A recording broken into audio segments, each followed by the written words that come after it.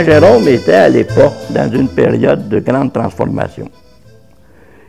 Au début du siècle, il y a 3 grandes usines qui ont influencé le développement de Saint-Jérôme.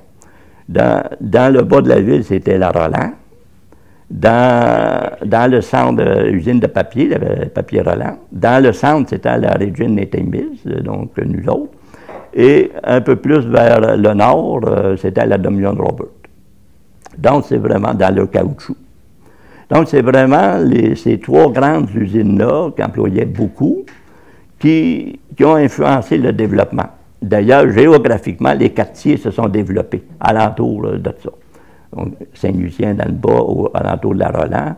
Nous autres, c'était plus Saint-Marcel et Saint-Paul au niveau de la Dominion Robert. Et ça, c'est des usines qui vont fournir énormément d'emplois et de sous-emplois aussi, parce qu'ils contractaient beaucoup aussi, faisaient rouler l'économie, comme on dit, locale, jusque dans les années après la Deuxième Guerre, au bout de la ligne.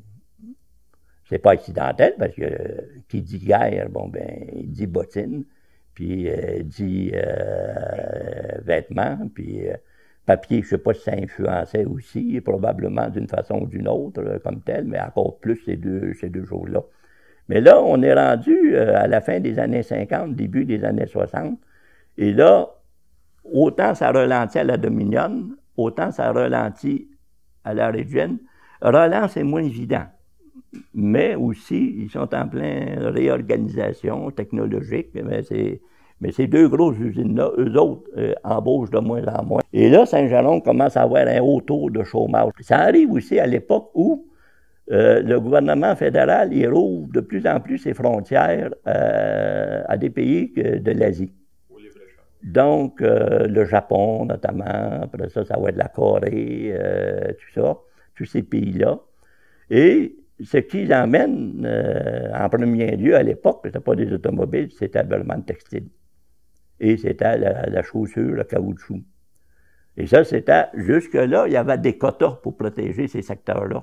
Là, le gouvernement fédéral a levé les quotas, avec la conséquence à ce moment-là que là, les usines, ils déclinaient encore beaucoup plus rapidement.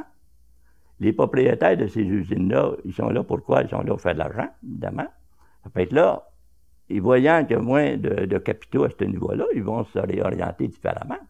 Si on prend par exemple l'exemple de la famille Grover, qui était propriétaire de la Regine Knitting Mills, les autres avaient une autre usine sur la rue Partenaire à Montréal, toujours dans le textile. Mais on a pu apprendre, par des recherches qu'on a faites notamment avec la FTQ, qu'ils investissaient de plus en plus dans l'immobilier.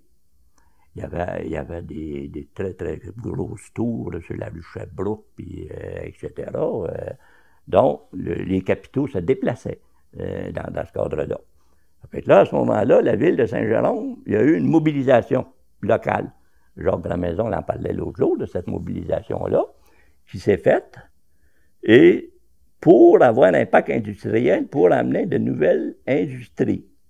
Et cette mobilisation-là, elle a réussi.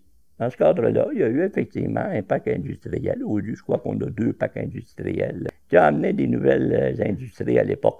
Sauf que ces industries-là, c'était pas dans le textile, puis c'était pas dans le caoutchouc.